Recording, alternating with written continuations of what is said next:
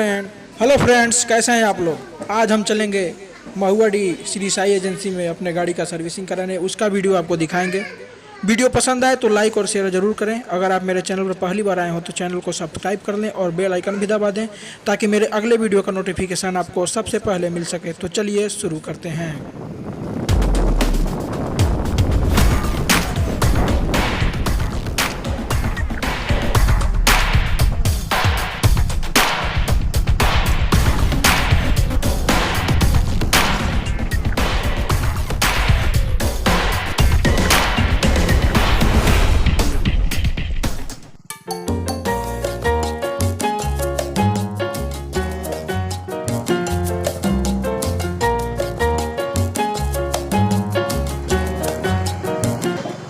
Finally हम agency पर पहुंच चुके हैं और अब हमारी गाड़ी धोने के लिए चली गई है और धोने के बाद इसका सर्विसिंग होगा।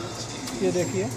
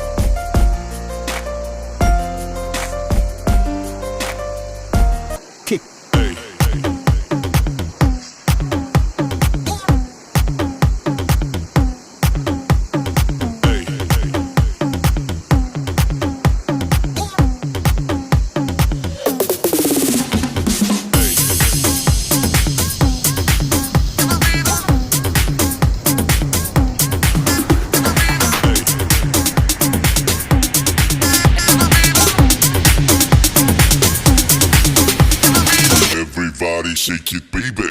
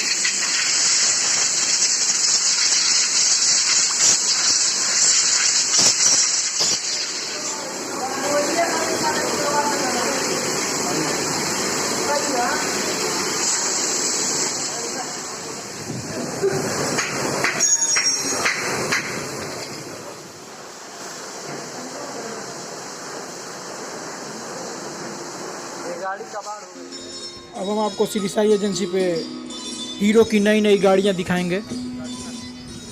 ये महुआडी क्षेत्र में काफ़ी विश्वसनीय शोरूम है। ये ग्रामीण में होते हुए भी काफ़ी स्टॉक है यहाँ पे और हीरो की सभी गाड़ियाँ यहाँ पे लगभग उपलब्ध हैं।